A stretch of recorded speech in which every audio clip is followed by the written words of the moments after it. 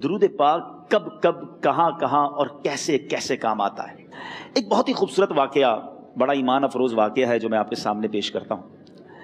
ایک دوست نے اپنے ایک دوسرے دوست کو قرض دیا، اور جب اس نے قرض دیا تو وہ قرض ایک بڑی اماؤنٹ تھی، 3000 دینار۔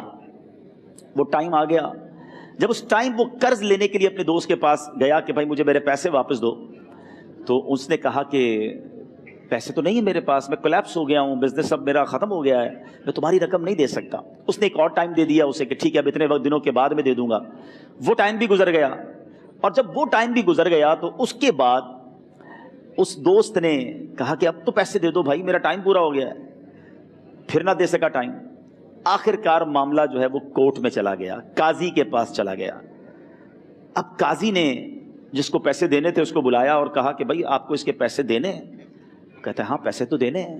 تو کہا پھر دیتے کیوں نہیں ہو؟ کہا پیسے ہیں ہی نہیں، کاروبار ہی ختم ہو گیا ہے، قرضہ تو لیا تھا، اب میرے پاس بچا ہی کچھ نہیں ہے۔ تو کہا اچھا اب یہ بتاؤ کہ کب دو گے، کیسے دو گے؟ اس نے کہا بس میرے پاس پیسے ہی نہیں ہیں۔ تو کہا اب تمہارے پاس 30 دن کا ٹائم ہے، 30 ڈیز میں یا تو اس کے پیسے لوٹا دو یا 30 دن کے بعد تمہیں قید کر دیا جائے گا۔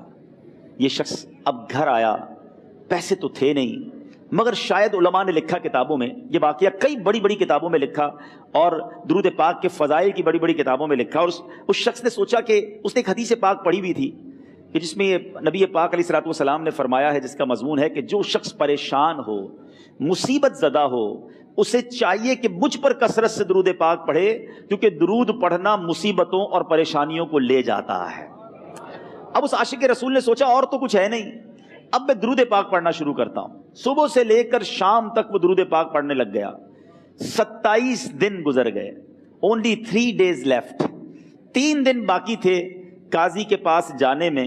27 دن گزر گئے درود پڑھتے پڑھتے۔ جب 28ویں رات آئی تو آنکھیں تو بند ہوئیں، مگر خواب میں اسے ایک آواز آئی، گھبراؤ نہیں، تمہارا قرضہ ادا کر دیا جائے گا، تمہارا مسئلہ سالو ہو جائے گا۔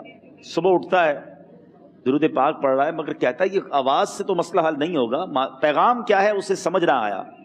28واں دن گزر گیا، 29ویں رات آ گئی، مگر اب آنکھیں بند ہوئیں اور قسمت جاگ اٹھی۔ نبی پاک صاحب لولاک صلی اللہ تعالیٰ علیہ وسلم خواب میں تشریف لائے، اور پیارے آقا صلی اللہ تعالیٰ علیہ وسلم نے فرمایا گھبراؤ نہیں، علی بن عیسیٰ وزیر کے پاس جاؤ، وہ تمہارا قرضہ ادا کر دے گا۔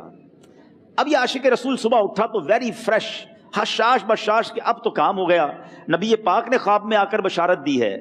مگر پھر ذہن میں سوال آیا کہ علی بن عیسیٰ کے پاس جاؤں گا تو ثبوت کیا ہے، پروف کیا ہوگا؟ میں جا کر اس کو کہوں گا کہ میرا قرضہ دے دو، تو ایسے تو قرضہ نہیں دے دینا، اور میں نے اس کو کہا کہ مجھے نبی پاک نے خواب میں کہا ہے، اور اس نے اگر مجھ سے کوئی نشانی مانگی تو میں نشانی کیا دوں گا؟ آخری دن تھا، 29واں دن تھا، وہ بھی درود پڑھتے پڑھتے گزر گیا۔ 30th نائٹ آ گئی، صبح وہ دن ہے جب عدالت میں جانا ہے۔ اب اس رات پھر نبی پاک علیہ الصلوۃ والسلام خواب میں تشریف لائے، اور آقا علیہ الصلوۃ والسلام نے فرمایا کہ علی بن عیسیٰ وزیر کے پاس جاؤ، وہ تمہارا قرض ادا کر دے گا۔ کہ حضور چلا تو جاؤں گا، لیکن اگر وزیر نے مجھ سے کوئی نشانی طلب کی تو میں کیا جواب دوں گا؟ پیارے آقا علیہ الصلوۃ والسلام نے کمال کا ارشاد فرمایا کہ علی بن عیسیٰ سے کہنا کہ تم روزانہ فجر کی نماز کے بعد 5000 بار درود پاک پڑھتے ہو، یہ راز فقط تم جانتے ہو اور تمہارا رب جانتا ہے۔ اب یہ جب صبح اٹھا تو ایک نشانی بھی مل چکی تھی۔ عدالت میں جانے سے پہلے وزیر کے دربار میں پہنچ گیا، اسے یہ ڈر تھا کہ آج پیسے نہ لوٹائے تو سزا ہو سکتی ہے۔ جب وزیر کے دربار میں پہنچا تو وزیر اپنے مشیروں کے ساتھ بیٹھا تھا۔ کہا مجھے آپ سے بات کرنی ہے۔ کہا بتاؤ کیا بات کرنی ہے؟ کہا میں ایک پیغام لایا ہوں آپ کے لیے۔ اچھا کس کا پیغام لائے ہو؟ کہا میں نبی پاک جناب محمد مصطفیٰ صلی اللہ تعالیٰ علیہ وسلم کا پیغام لایا ہوں۔ وہ عاشق رسول وزیر تھا، کہتا بتاؤ میرے آقا نے کیا پیغام دیا ہے؟ کہا حضور میں 3000 دینار کا مقروض ہوں، آج آخری دن ہے، اور میرے آقا نے مجھے بشارت دی ہے کہ آپ سے کہوں کہ آپ میرا قرض ادا کر دیجئے۔ علی بن عیسیٰ کہتا ہے کوئی ثبوت ہے آپ کے پاس؟ ہے کوئی دلیل بھی ہے آپ کے پاس؟ میں کیسے مان لوں کہ آپ کو نبی پاک علیہ الصلوۃ والسلام نے بھیجا ہے؟ عاشق رسول کہتا ہے خالی ہاتھ نہیں آیا، میرے آقا نے مجھے دلیل بھی عطا فرمائی ہے، مجھے ایک ایویڈنس بھی دیا ہے، اور پروف یہ ہے حضور کہ آپ روزانہ صبح فجر کی نماز کے بعد نبی پاک صلی اللہ تعالیٰ علیہ وسلم کی بارگاہ میں درود و سلام کا نذرانہ پیش کرتے ہیں. جب تک 5000 کا عدد پورا نہیں ہوتا آپ اس وقت تک کسی اور سے بات نہیں کرتے. اور اے وزیر صاحب یہ راز صرف آپ کو پتا ہے اور آپ کا رب جانتا ہے. اللہ اکبر. وہ وزیر تو جس کو کہے نا جھوم اٹھا، ایسا عاشق رسول وزیر تھا جو روزانہ صبح 5000 درود پڑھتا ہو. اس کی تو عید ہو گئی نا.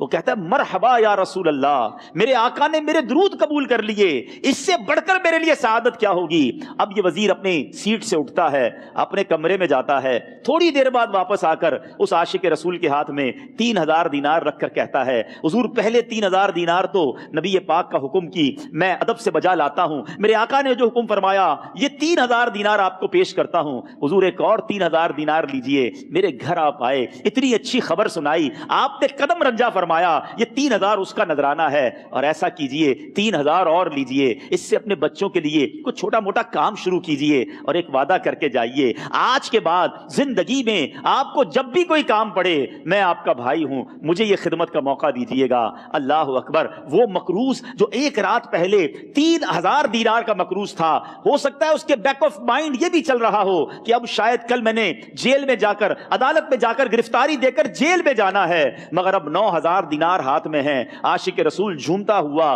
نبی پاک کی یاد میں گھومتا ہوا اب عدالت میں پہنچا. عدالت میں everybody expecting over there کہ آج اس نے آنا ہے اور آ کر کہنا یہی ہے کہ پیسے تو نہیں ہیں، گرفتار کر لو. مگر جا کر اس عاشق رسول نے 3000 دینار جج صاحب کے ہاتھ میں رکھ دیے. قاضی کہتا ہے پہلے تو یہ بتاؤ پیسے آئے کدھر سے؟ تم تو کہتے تھے غریب ہوں، تم تو کہتے تھے کاروبار نہیں ہے، ایک مہینے میں اتنی بڑی رقم کا انتظام کیسے ہو گیا؟ سبحان اللہ. اس عاشق رسول نے گویا زبان حال سے یہ کہا ہوگا کہ یہ تو کرم ہے ان کا، ورنہ مجھ میں تو ایسی بات نہیں، اتنا دیا سرکار نے مجھ کو، اتنی میری اوقات نہیں. اس نے وہ پورا واقعہ بھری عدالت میں سنا دیا.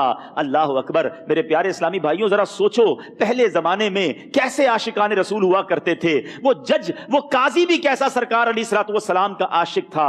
اپنی سیٹ سے اٹھتا ہے، بھرے دربار میں، بھری عدالت میں، وہ اپنے چیمبر میں، اپنے کمرے میں جاتا ہے اور تھوڑی دیر بعد واپس آ کر اس کے ہاتھ میں بھی 3000 دینار ہیں. اور وہ 3000 دینار جو ہے وہ اس عاشق رسول کے ہاتھ میں رکھتا ہے کہ سارا ثواب علی بن عیسیٰ کیسے لے جائے، میں بھی تو نبی پاک کا غلام ہوں، میں تمہارا قرضہ میں ادا کرتا ہوں.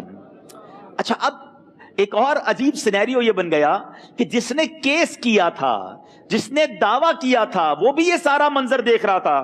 کہتا ہے جج صاحب ذرا رکیے، میں بھی اپنے آقا کا امتی ہوں اور ایک کام کیجئے، قلم کاغذ منگوائیے، اس عاشق رسول کا قرضہ ہی میں معاف کر دیتا ہوں. اچھا اب عاشق رسول نے وہ واپس 3000 دینار جو جج صاحب نے دیے تھے وہ واپس جج صاحب کو دیے کہ حضور یہ پیسے آپ ہی رکھ لیں، قرضہ ہی معاف ہو گیا، اب آپ کے پیسے کا میں نے کیا کرنا ہے؟ جج صاحب کہتے ہیں جو پیسے نبی پاک کے نام پر نکالے ہیں اب مجھے واپس نہیں چاہیے، یہ بھی تم اپنے ساتھ لے جاؤ. اللہ اکبر. میرے میٹھے اسلامی بھائیوں وہ عاشق رسول ایک رات پہلے 3000 دینار کا مقروض ہے، اب 12000 دینار لے کر گھر کو واپس جا رہا ہے.